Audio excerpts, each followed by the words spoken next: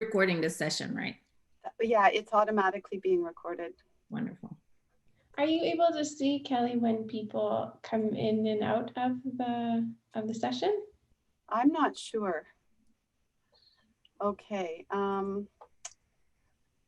will just be finding that out. Ask people, all right.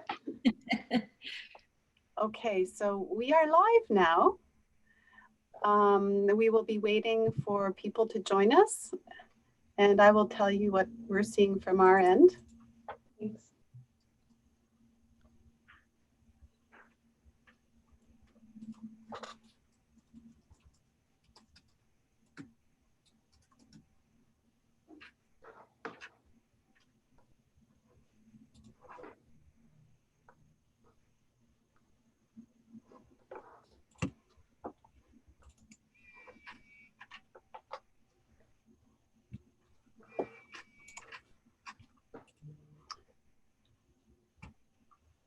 Good morning, Ohasta. We are waiting a few more minutes before we begin.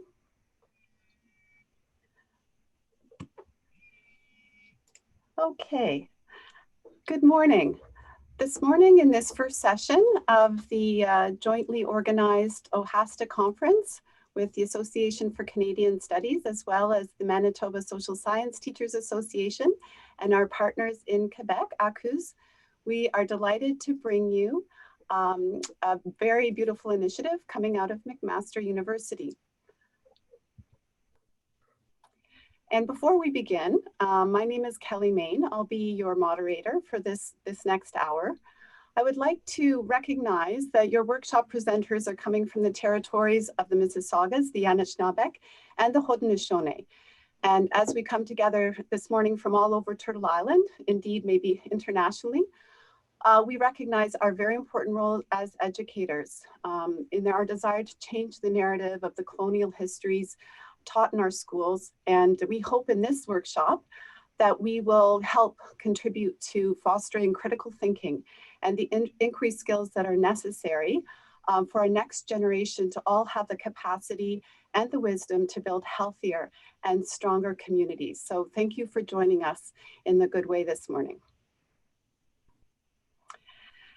I would like you to know that as a high school teacher coming out of the Waterloo Region District School Board, I have the experience of over a quarter century of teaching history, Indigenous issues, social sciences to all grade levels.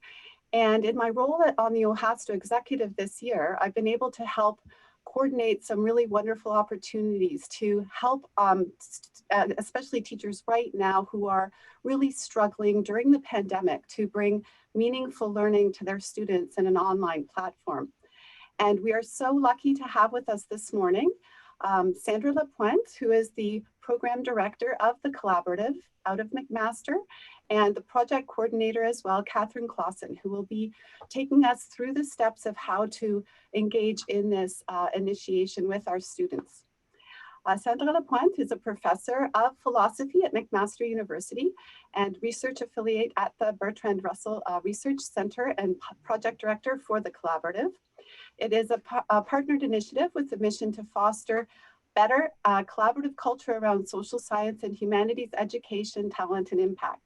She obtained her PhD in philosophy from the University of Leeds, and she's a Commonwealth alumna, fellow of the Humboldt Foundation, just a few of her many roles, with most of her scholarly work focusing on the history of the philosophical study of the mind, of logic, and of language. So welcome to Sandra. As well, we have Catherine Clausen, the project coordinator, and she will be taking us through the steps of how to engage in this project.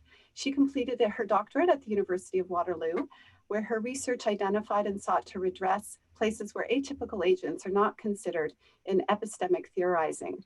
Her academic approach can be called applied philosophy, as she is dedicated to bringing theories to bear on real life situations in order to gain lessons that benefit daily life and contribute to more nuanced theorizing.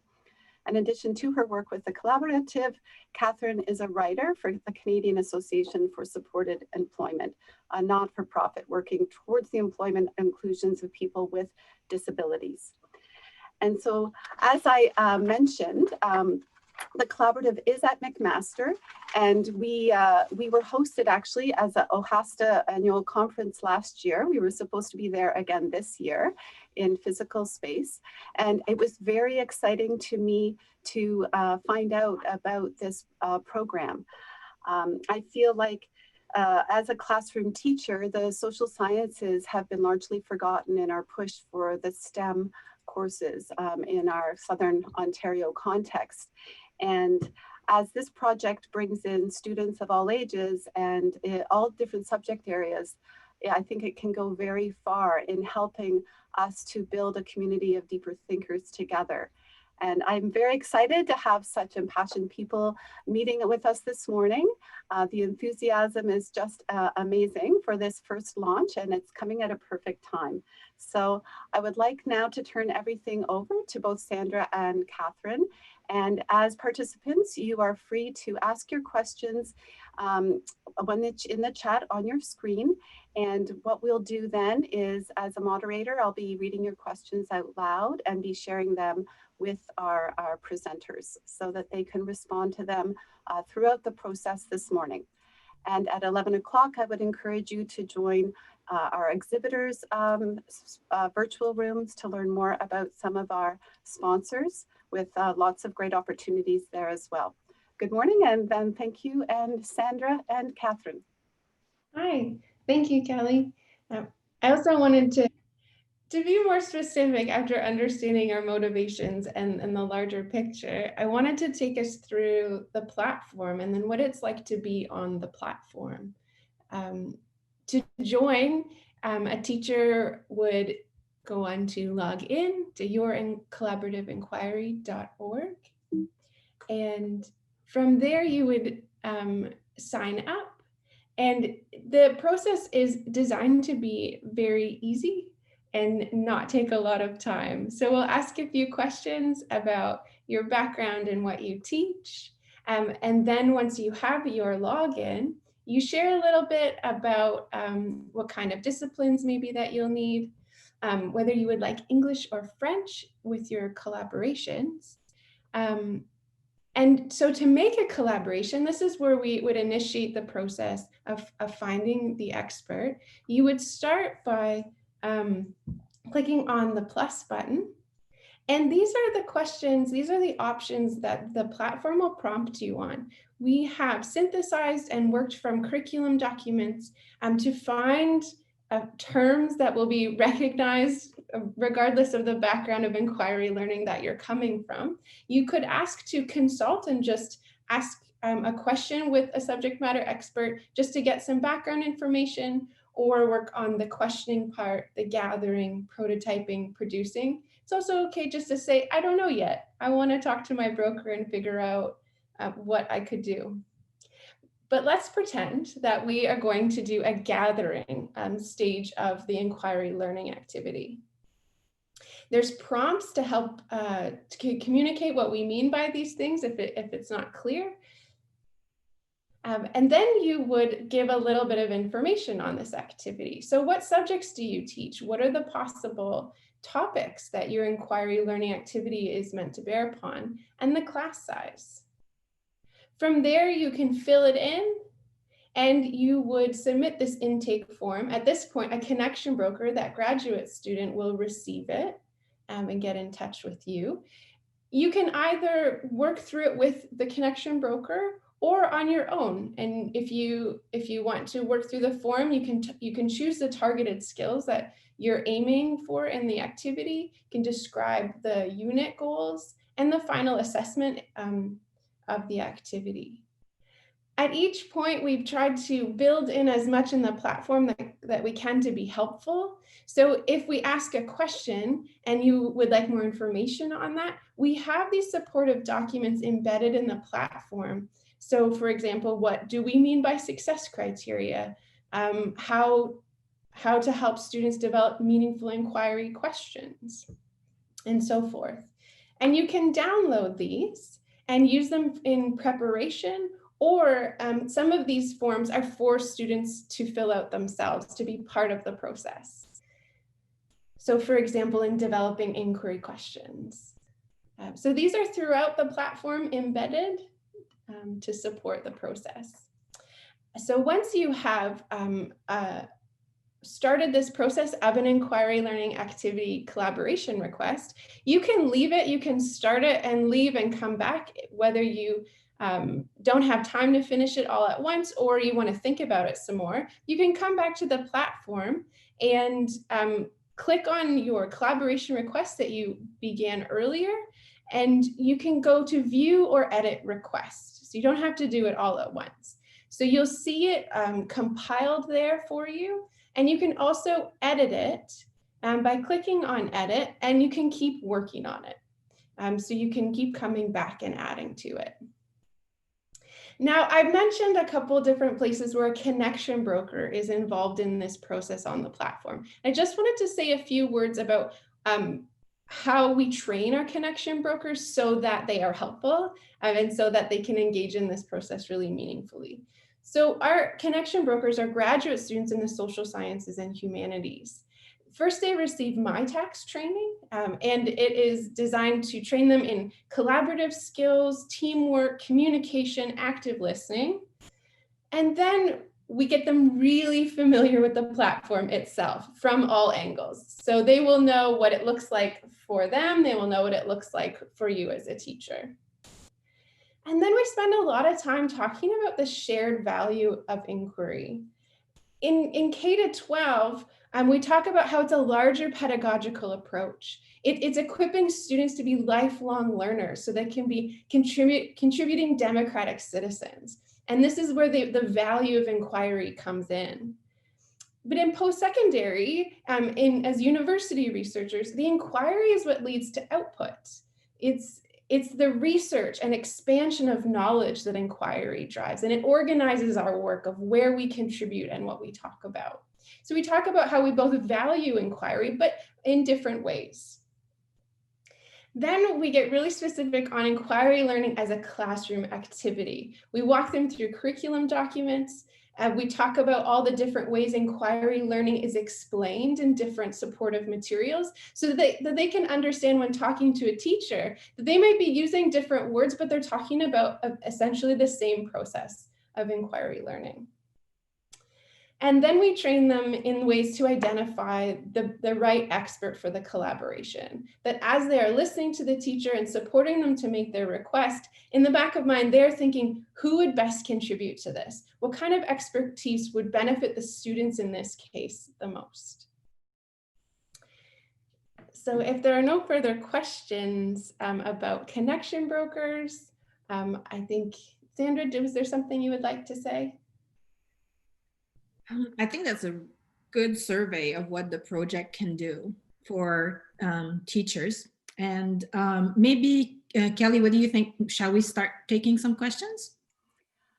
Yes, I think because this year is so different, we've had some people already ask about the timeline, because presently in our quadmester systems, quite a few of us actually are in the first quadmester, and the next quadmester will begin in the middle of November.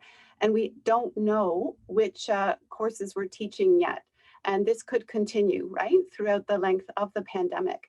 So if you can just maybe share with us how long the turnaround time is, when, in a more pragmatic sense, I would have to let you know or share which class I do have and which part of the inquiry I am interested in getting support in.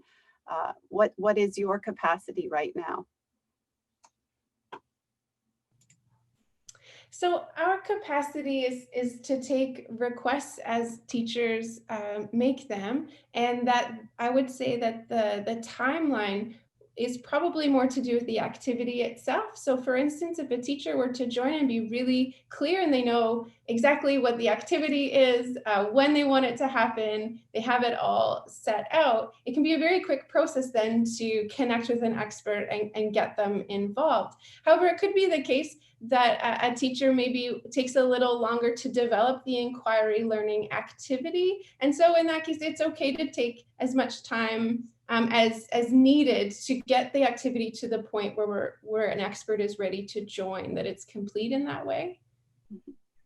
I think for this fall, we're already well into the first part of the first semester, and the second quadrimester is going to start very soon. Is that right? So what we were thinking, we're aware, and COVID has upset almost everyone's life.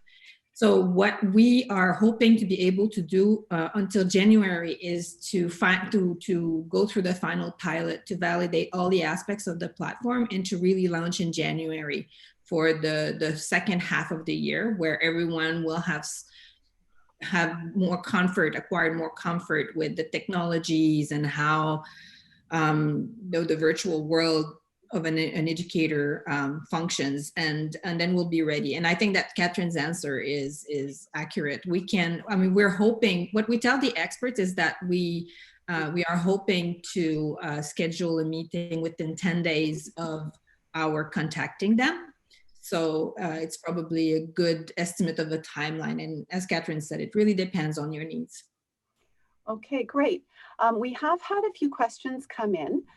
Some people's internet is kicking out, so I would like to remind people that all of the sessions in today's conference are being recorded, and you will have access to them for the next 90 days from today. We've also had some questions about the bigger kind of nature of your program. How big is your program? Even, in fact, are you hiring people to help offer this platform? Finally, we also are wondering about the number of experts that you are in contact with at this point, and if they're very familiar with the platform. In other words, are we ready to go here and launch? Yep. So that's a really good question, actually. So the project has been in the works for 3 years now. And the very first thing that we did was to make sure that we would have academics who would be willing to serve, and that we also were catering to a real need of teachers. So over the last few years, we've worked with all the main academic associations in Canada in the social science and humanities to make sure that they were aware of the project, that this was something that they were interested in. And we're also working with individual institutions, universities as a pilot. And what we've been noticing, because we have been testing the recruitment material, is that there is going to be there's going to be expertise available in all the regions, that the uptake is quite substantial, and we're not too worried about experts being available. Actually, our expectations have been exceeded, so we're very happy so far in the pilot phase.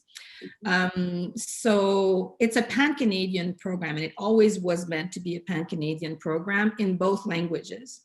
Right now, we're still focused mostly on Ontario, just because we haven't deployed yet. So we're working with the partners, but we're also working with the social studies associations across Canada through the Social Studies Educators Network of Canada, which is an initiative that just started, and of which I think OAHASTA is also a member. So we're working with the leadership of these provincial associations across the country, also in the north, to work with teachers to validate the final steps, and then to make sure that all teachers in their associations have access to the program. What we want to privilege is regional relationships. So if a teacher in, I want to say Kitchener, is looking for an expert, we're going to want to look around the University of Guelph.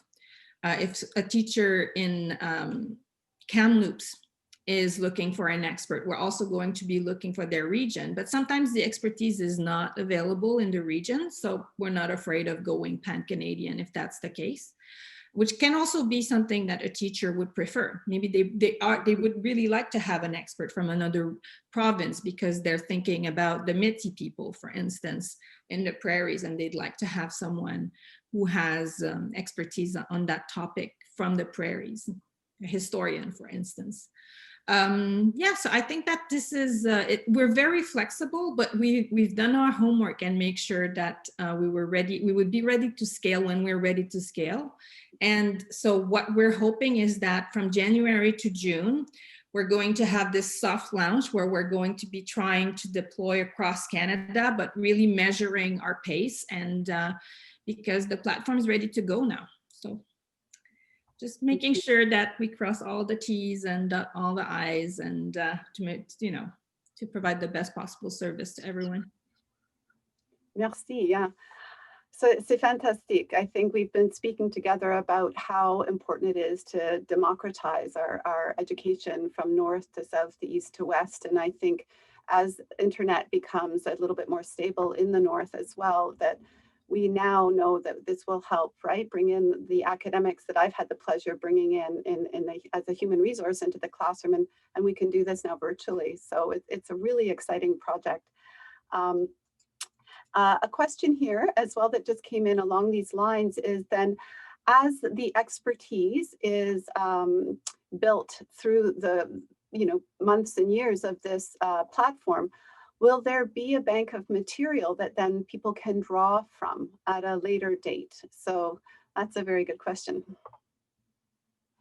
So our aim is to really bring human textbooks in the classroom and to foster collaborations that break, the borders, the boundaries between the elementary and secondary and the post-secondary system. So we want to create synergy between the levels so that students just see it as a matter of fact that they should access to the next level, that there are no psychological barriers there.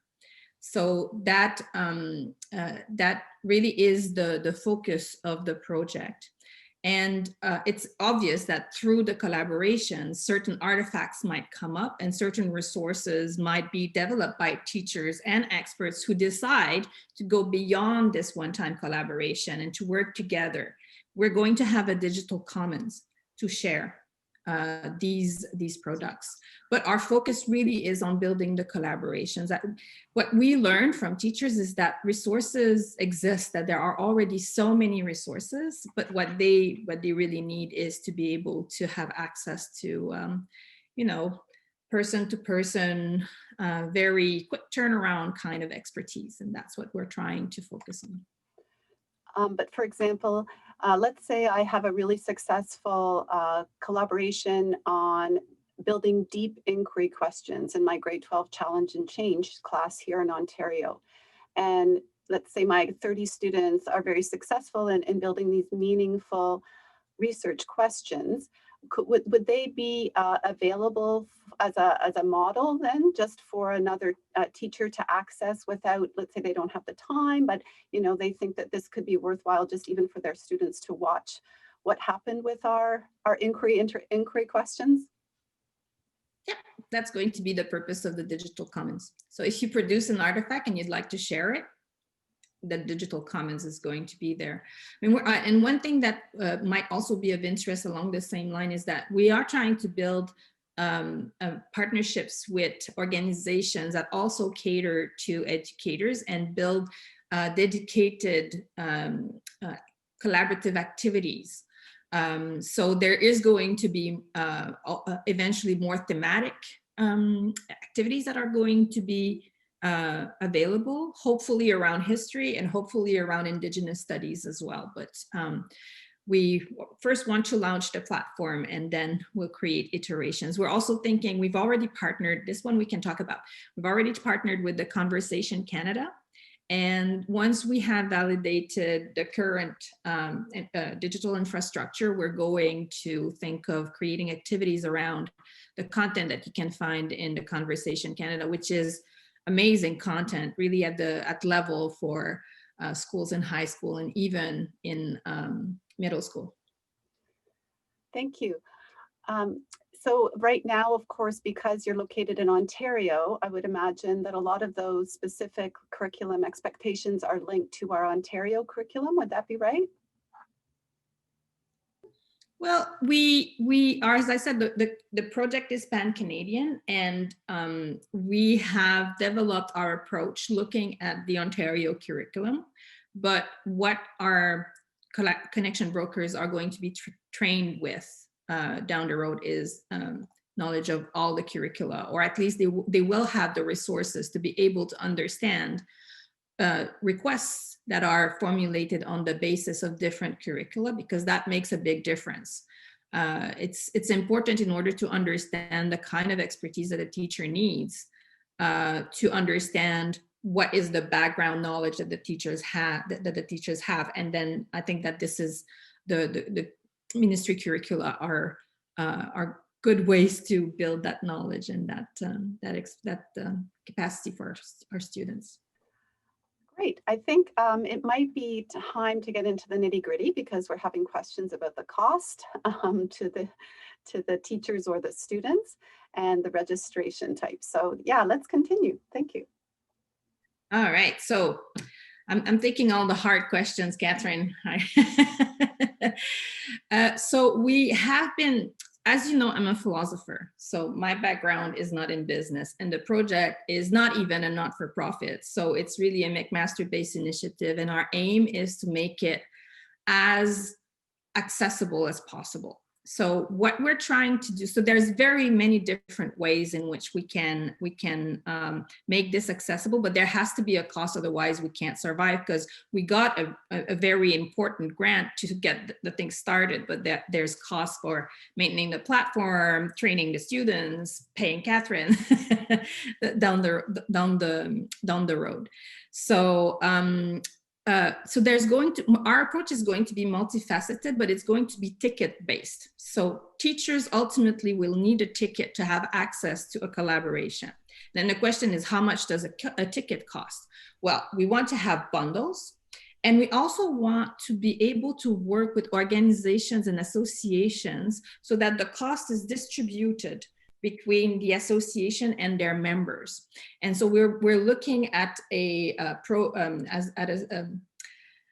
scaled approach depending on the cost. That depends both on the number of members in the association. Think of, OHASTA versus a union, teachers union. There's a very different difference, a very important difference in terms of numbers. But then what we would want is for the organization to bear part of the cost and for the teachers or the schools to bear the rest, so that we can. So what kind of range are we thinking about? Well, depending on whether the teacher has to assume the full cost because there's no association that is offering a reduced rate, or whether, you could think of a school board decides, I want all my teachers to have unlimited access to this service. So, those are the two extremes. Well, it's between it being free for the teachers, where the school boards or the school bears all the cost, to the cost being borne by the teacher. We don't want it to be more than $25 per teacher at most.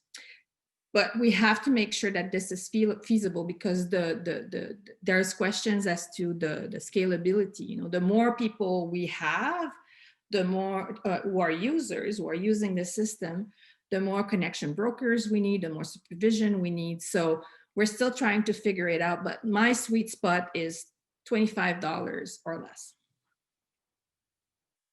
Working in partnerships. So that's the idea. But so as you can see, we haven't made a decision yet, and we're working with the McMaster Industry Liaison Office, people who have real expertise in building businesses and startups to make sure that we have the model that is really going to be the most adequate. Thank you. I have a question here about the level or the grade level. You mentioned that it can be for all ages. In your, maybe in some of your pilot projects or in your imaginings, have you experienced this yet with younger children, not just high schoolers? So I don't know if Catherine wants to take that. We've been talking to the Ontario, to the equivalent of OHASA, but for the elementary level. And part of our pilot this fall is going to be with teachers at the elementary level, so that we can see what are the differences in terms of needs between someone who's teaching, an economics high school class and someone who's teaching family studies in grade 7. But we're thinking that the process is not going to be very different. There might be a little bit more to be said to the expert in terms of what kind of level they should be expecting, but the protocol, the collaborative protocols that we've developed are supposed to already make that very clear. So we haven't had the experience, so we're testing that. We've been focused on really creating more synergies between high school and universities for obvious reasons, because we want kids to know that they should be coming to university, so we want to create this synergy. But from the very beginning, it's been a project that talks to all of K-12 teachers. That's great. At this point, we don't have any more questions, but we did have a lot of problems at the beginning playing the video. It was very glitchy. Some people said they couldn't see it. So I think maybe at this point, if you could play the video again. She's muted.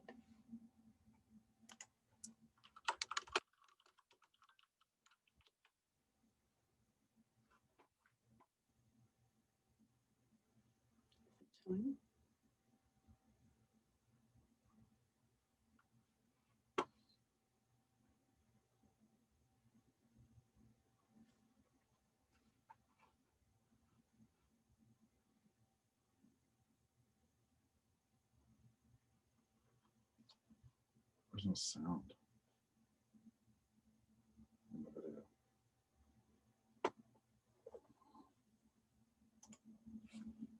Is she enabled sound? Oh, wait.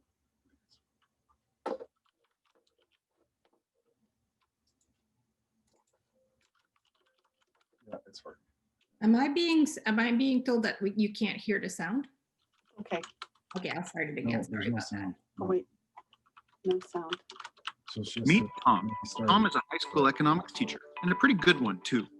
He would like to lead his students through an inquiry about the impacts of social problems on economics. But his students have a lot of questions, and Tom doesn't have all the answers. If only there was a resource for teachers like Tom that could provide access to academic experts in the field, like a human textbook, integrate deep inquiry-based learning, introduce and highlight areas of study unknown to students. Now, meet Pauline, a professor of philosophy. Pauline has published studies about social issues related to economics. She's interested in community engagement and loves to talk about her discipline. She's the perfect resource to solve Tom's problem. But they don't know each other. Imagine if we could bring Tom and Pauline together in a way that was easy to do, required little time and effort, and included rewards. Welcome to the Collaborative. The Collaborative is a community that leverages the creation of person-to-person connections between educators teaching in elementary and secondary school and those working in post-secondary education to involve them in co-creation activities that consider educators' limited time and resources. Here's how it works. Teachers contact the Collaborative with their problem through an online portal. Then a broker reviews a bank of academics interested in community engagement. The broker finds the best fit and connects the academic with the teacher. Educators like Tom and Pauline get introduced and can now work together to deliver meaningful learning experiences for students. The Collaborative is designed to streamline this process. It just takes one click to get started. Brokers support you and help you connect. Academics sharing their expertise need hardly any prep. The in-class session is short and meets everyone's needs. There are many benefits of this collaboration. Professor Pauline gets to inspire young students to explore a career in her discipline. She also fulfills the university's community engagement mandate. Teacher Tom provides meaningful learning experiences, and his students' inquiries are supported by real-world experts.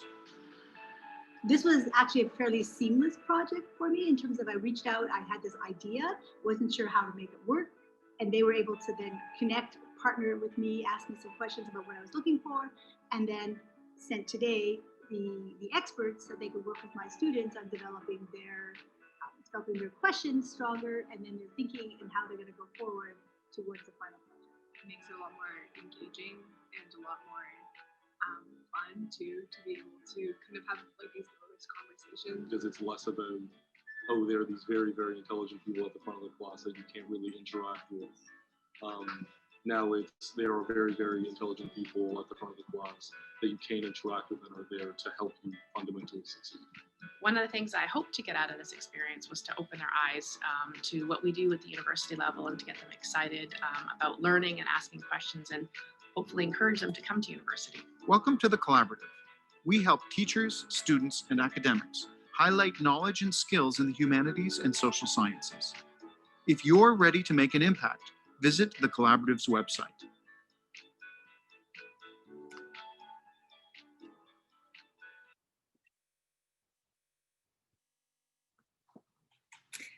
I think there are more questions. Oui, il y a quelqu'un qui veut savoir si vous avez des experts déjà qui parlent français, des francophones. Très bonne question. Alors, je réponds en français ou en anglais? En français? D'accord.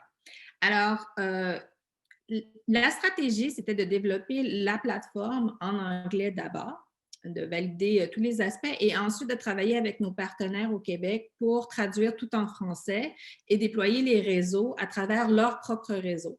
Donc, notre partenaire au Québec, c'est l'Université de Montréal et on travaille avec eux pour déployer les différents aspects de la collaborative. Eux ont déjà des relations très fortes avec le ministère et avec les commissions scolaires, surtout à Montréal. Et donc, c'est à travers eux qu'on va travailler, qu'on va développer une stratégie, mais les processus vont être similaires, mais pas tout à fait identiques parce qu'au Québec, il y a aussi des professeurs de cégep.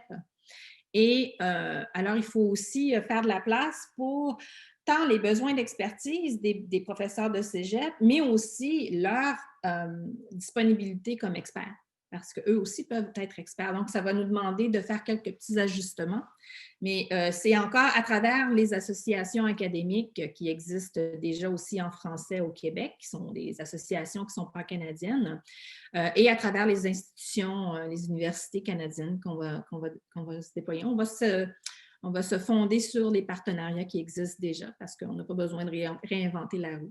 Donc, ça va venir un petit peu plus, donc ce ne sera pas au printemps, probablement plus en septembre qu'on va vraiment pouvoir commencer en français, mais on va déjà former des étudiants francophones pour les préparer cet hiver pour qu'ils soient prêts à l'automne pour pouvoir lancer la collaborative enquête. Merci Sandra. Hein? Ça sera un peu différent en fait, mais presque le même processus. Oui. C'est ça. Il y a plus d'experts qui sont disponibles au Québec. Oh. Parce qu'il y a les professeurs de cégep aussi. Mm-hmm. Okay, merci. I'm just waiting to see if we have any more questions.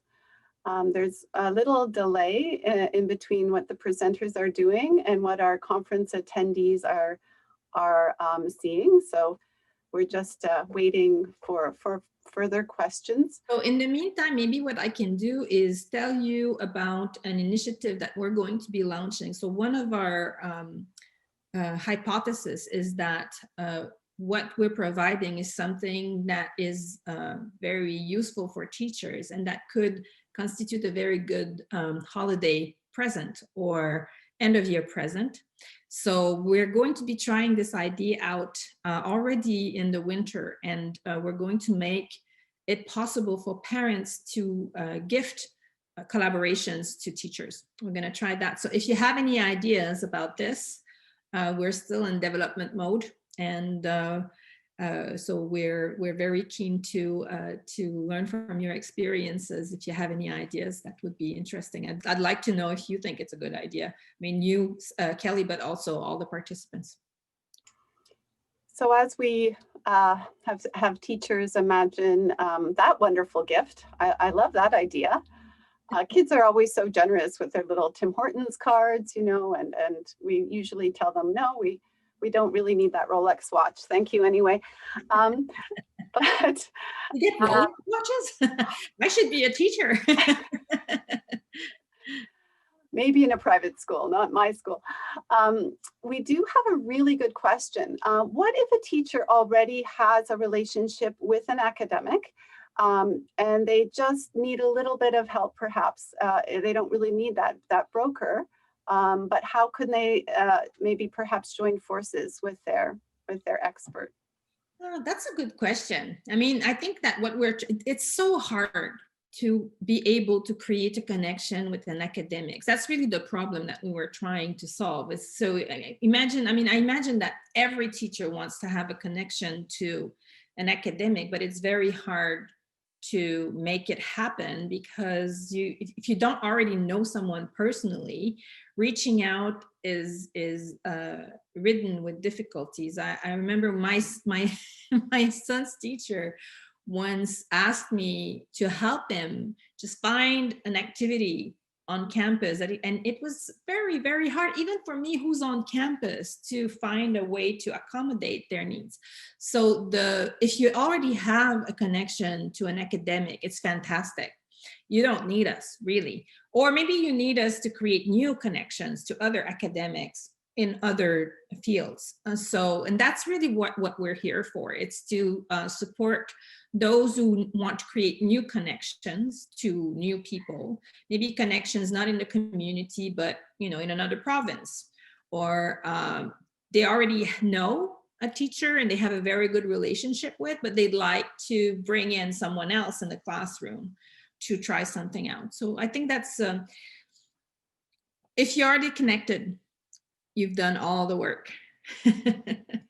Yes, but if I have someone at the University of Waterloo or at Laurier, and I say, yes, I want to have this experience, this kind of an experience in the inquiry process. We need help with our analysis of the most current research on what it is to be LGBTQ plus across the lifespan.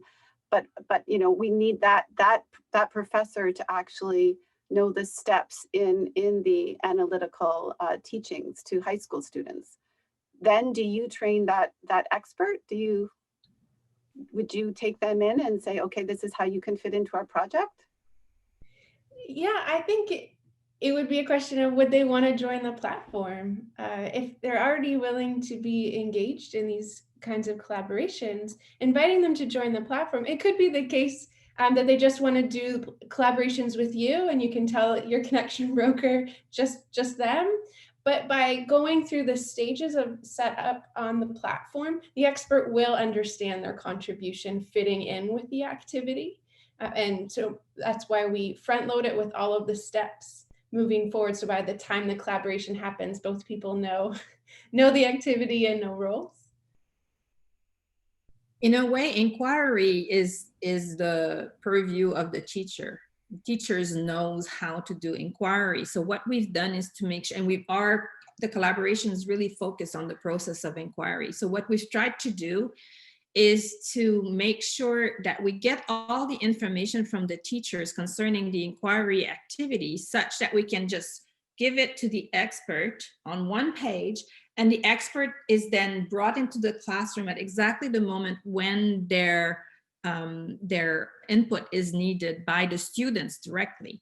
So that there's not really a lot of question as to the expert doesn't really need to know much about inquiry to be able to contribute. They just need to be able to do office hours, basically, because they already have this wealth of knowledge, which is often not mobilized because what they're busy doing is doing very specialized work. But they have this amazing wealth of knowledge that they've accumulated over years and over decades that is available and that they can just, engage on by switching the switching on. And so their role is really to be more like a human textbook. And when we did it in real life with real students, what we did was amazing. Actually, we did not prepare our experts at all. We told them, the only thing we told them is students have questions and you need to help them work out these questions in the way you would help out your students work out questions. Then we put them in groups with the students. The students asked their questions and there was a conversation, and it was exactly what needed to happen. Everybody was happy and the experts were extremely enriched by it too, which is kind of very interesting in terms of the experience is not one-sided. Expert also gain something And what's interesting is that what they gain is knowledge about knowledge about their current students, because they better understand where their students were just a few years ago or even just last year. And it transforms their perspective on what it means to teach first year undergraduate students. So there's really a need for experts to also learn about this. And I can speak personally about that need, because spending too much time in grad school makes you forget what it is to actually teach or be a student in high school. Yeah, I think this is great. Get those experts then to perhaps join the platform so that they can see the full scope of the process. And I love the idea of having the help with the building blocks, reaching, you know, the high school, the secondary experience into the post-secondary. I'm wondering as well, in terms of the academics that may be listening or may be curious, what are you doing across Canada to advertise this opportunity, and which faculties are you approaching? Catherine, would you like to take that? You've been doing our recruitment for the pilot, so maybe you can say a little word. Yeah, so what I've started doing is contacting every faculty in the social science and humanities. I've started at McMaster, and we did also start in the administrative levels. So getting the support of the larger structure of the university has been really important. But I have just been having one-on-one conversations with chairs of departments and faculty members themselves, and talking to them about this project and explaining what their role would be. And it's been really encouraging. Academics think, oh, that's a great idea. Yes, I could do that. I would enjoy that.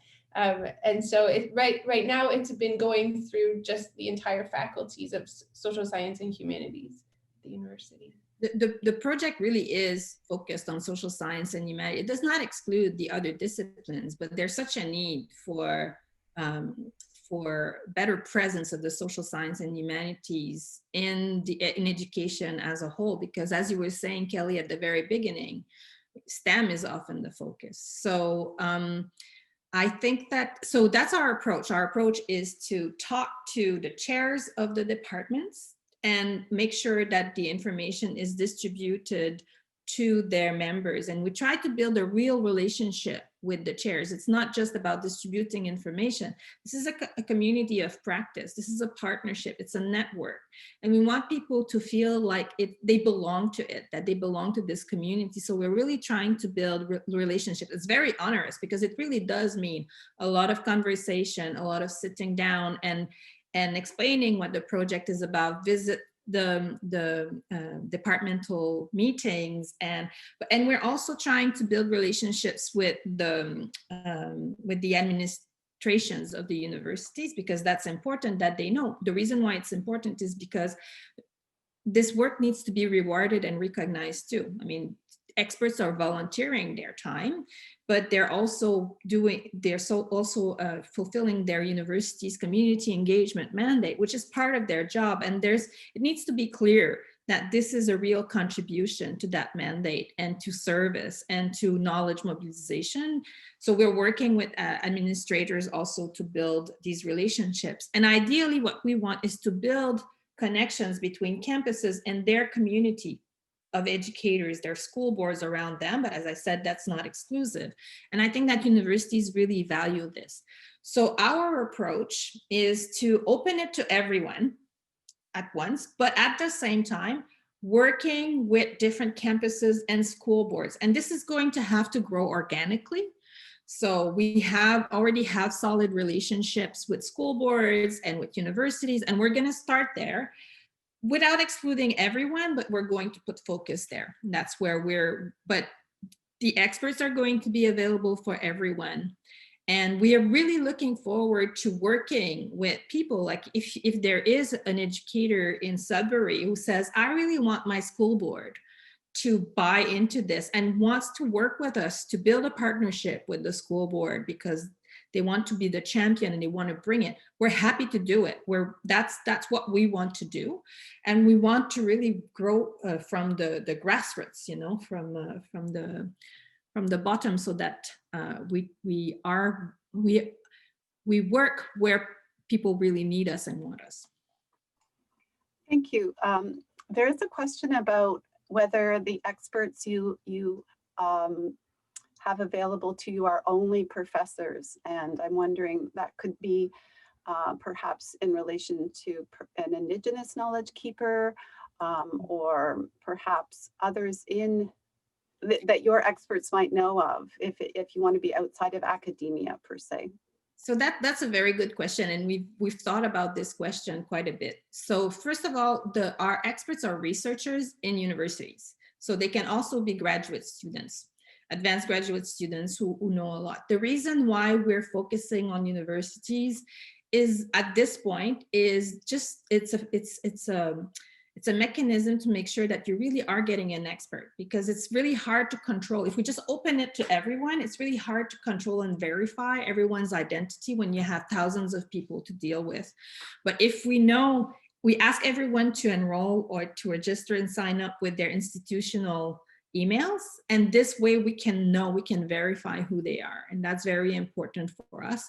This said, we are looking, especially in the context of reconciliation, one of the things that we'd like to do is to be able to create an iteration of the platform that really focuses on Indigenous education, and that would open the door to working with elders or members of Indigenous communities, First Nation, Métis, Inuit people. I see also that there's a question that's really interesting about whether there's not two products here. Actually, there's three, but I'm just going to talk about two. So the whole idea, in order for this to work, everybody has to have, because it's mostly volunteer work, everybody has to be fulfilling a need that they have. And teachers do have a need, so there's a product for them here, the expertise, and experts do have a need too, which is to mobilize their knowledge and have impact in their community. So what we're doing is that we're fulfilling one need with someone else's need, in a way. And that's sort of what makes sense, and that's the reason why we think it's going to work. It's because we're not asking anyone to do something that they don't want to do and that they don't have incentives and motivations to do.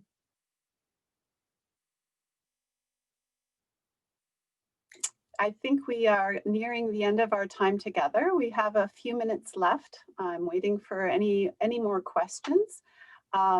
We will be leaving you with your Twitter account, right, Sandra, with the collaborative's social media for connections, as well, of course, your email.